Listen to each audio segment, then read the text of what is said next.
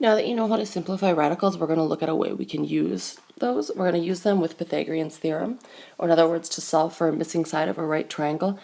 You all have seen this before. It's just kind of a question of whether or not you remember it.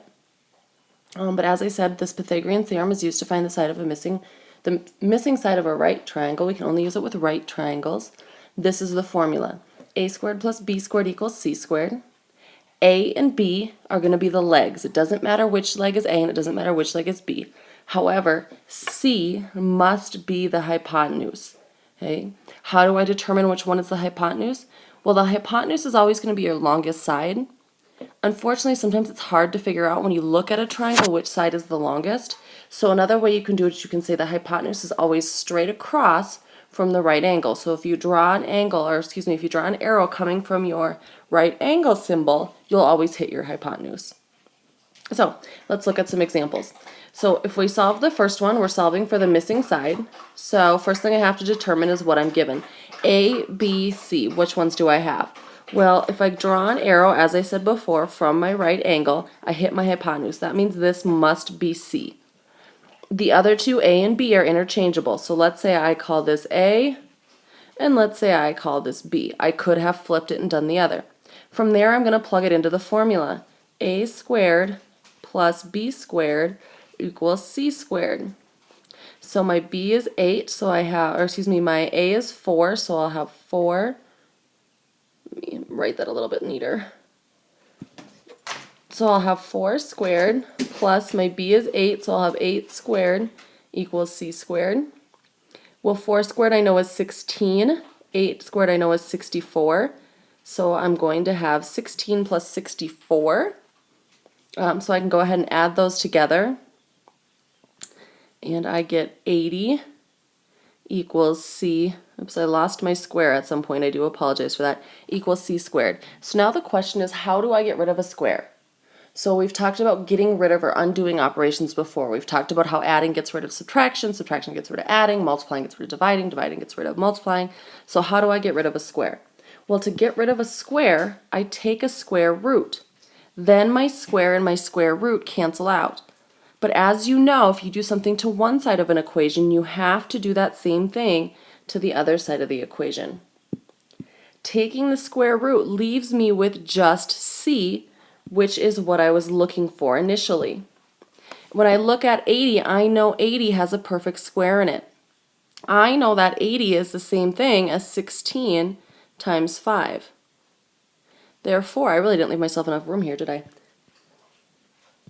Therefore, I can break that and say the square root of 16 times the square root of 5 equals C. So 4 times the square root of 5 equals C is the length of my side. And we will leave that in that exact simplified radical form. Looking at a second example, I'm going to do the same thing. I'm going to start by determining what I have. So I see this is my C since it's across from my right angle. I can call this either A or B. It doesn't matter which. From there, I plug it into my formula. A squared plus B squared equals C squared. Well, A is 7, so I'm going to replace A with a 7. I don't know what B is, so I have to leave it a variable. C is 15, so I replace it with 15, giving me 49 plus B squared equals 225. So if I want to solve for B squared, the first thing I need to do is get it by itself. So I'm going to subtract off a 49. So I can go ahead and say that gives me 176 for B squared. So again, now that I know what B squared is, I want to solve for B. How do I get rid of my how do I get rid of my square? I take the square root. I have to do it to both sides. My square and my square root then cancel, leaving me with just B. And then I ask myself, can 176 be divided by any perfect squares? Well, I can always check on my calculator because I'm not really that sure. So I grab my calculator and I go ahead and I can say 176 divided by 4. And I see that it is divisible by 4.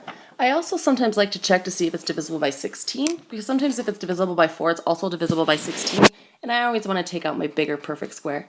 So I grab my calculator again, I take it and I do 176 divided by 16, and I get 11. Well, that means 16 times 11 is 176, which gives me the square root of 16 times the square root of 11, which gives me a final answer of b equals 4 times the square root of 11. And I found my missing side. Looking at two more examples. On example 3, I'm actually given a and b as opposed to given the picture of a triangle.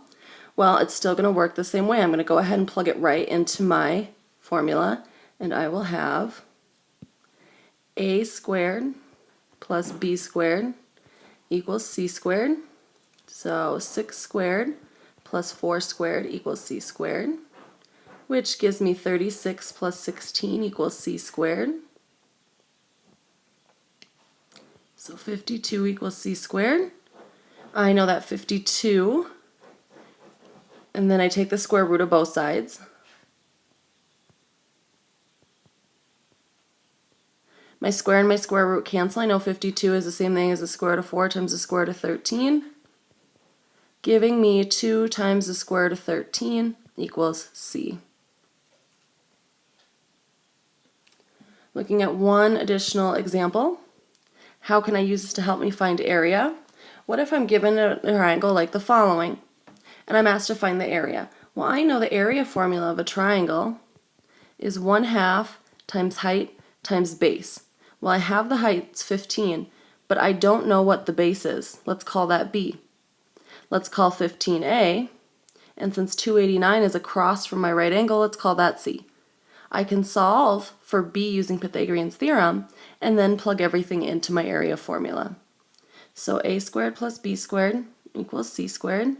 So I get 15 squared plus b squared equals, and I'm going to change this to 17 because that was what I wanted it to be, equals 17 squared.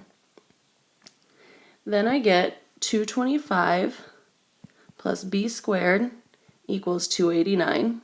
Sorry about that. I can subtract 225 from both sides, and I get b squared equals 64. If I take the square root of both sides from here, my square and square root cancel, and I get b equals 8. Notice that 64 is a perfect square, which is why I knew I wanted that to be 17, because I wanted it to work out that way. So now that I know what my base is, I can again go back to my area formula and say area equals 1/2 times my height, which is 15, times my base, which is 8. Because it does not matter what order I multiply in, I'm going to say that's the same thing as 1/2 times 8 times 15, because I know half of 8 is 4, and I then know that 4 times 15 gives me an area of 60 square units. And that will be my final answer for my area. And that is it for the video on Pythagorean Theorem.